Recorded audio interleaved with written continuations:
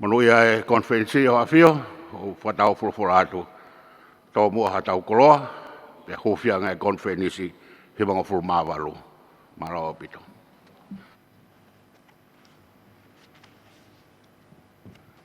Tapu mo e Falelotu, o tua, mo e Tongatapu.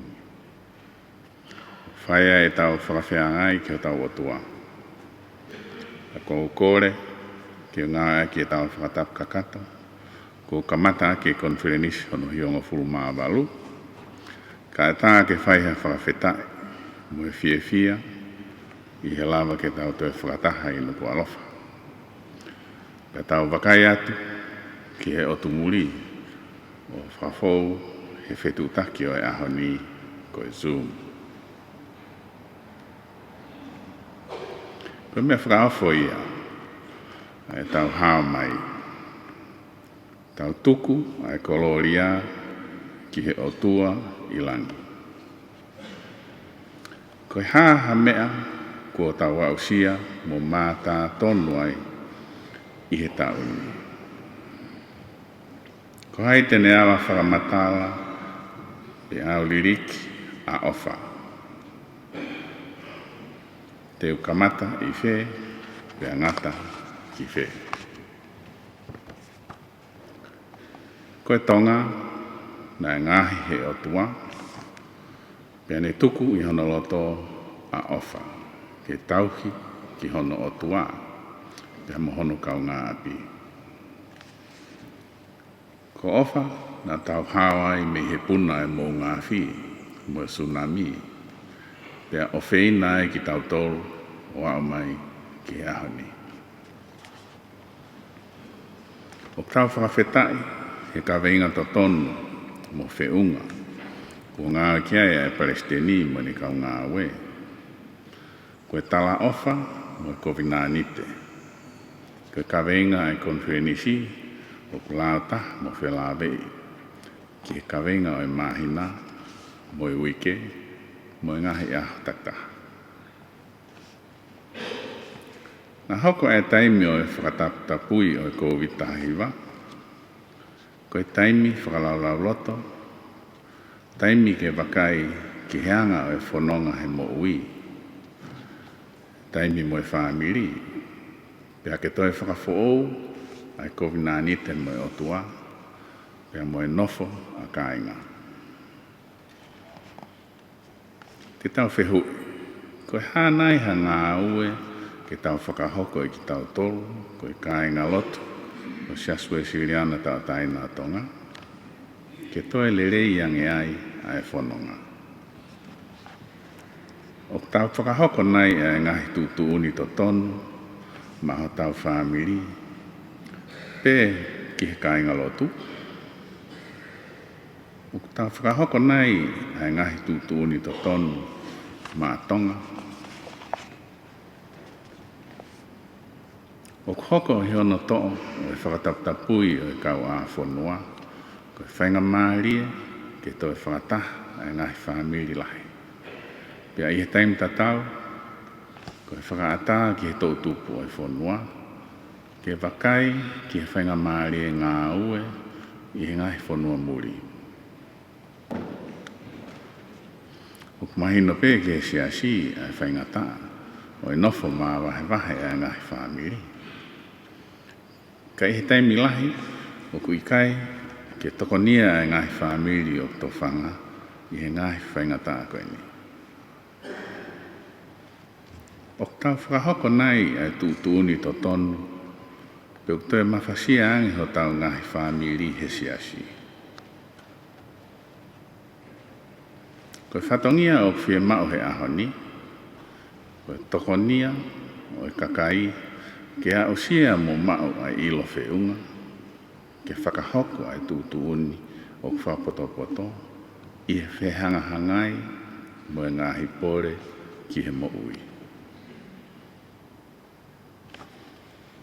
O kuia e tala ofa ki a te tau tolu kotoa, pia koe tau COVID-19. O hange e pē koe tohi a palofita ko maika. Kune whakahaa ki a te koe, tangata, ai mea o kulerei, io, koe hā, ai mea o eke e sihova ki a te koe. Ka koe whai whakalao, mo e manako ki he me si.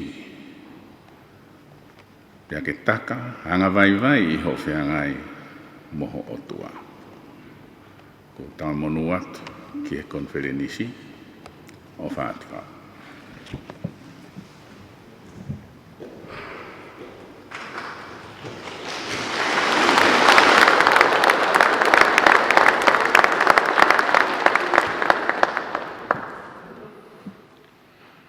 Korike Konifelenisi kakato mo me hake ke tau hiwa, e tolunge au hiwa ngofulu o himi, ko hiwa o e tui. Pea koe tau lotu ke malu I a Tupou. E o tua maasi poto pe ao niu, tui o e universi, hau beo e ngai hau. E si hova, mea mai e mau punou, ke tali e mau lotu o malu I a Tupou.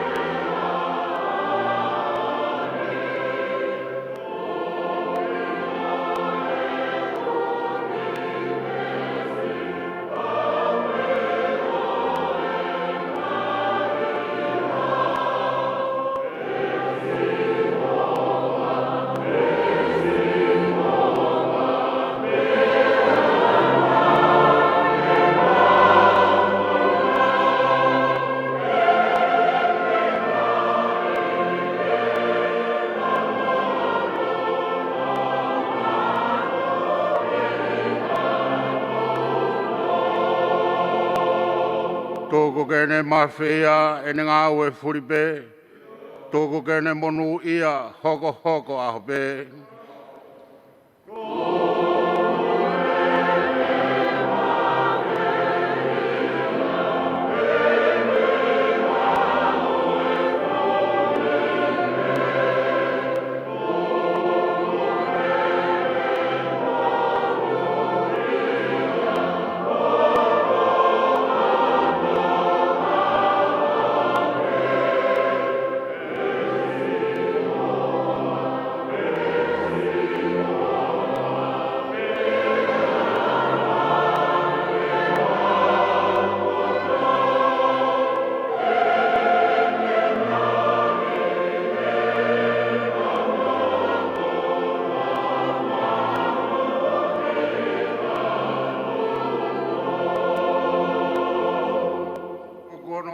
Whiri ke mo vete vete pe, tōku e nau tōtō ni, ke ririu ke ware pe.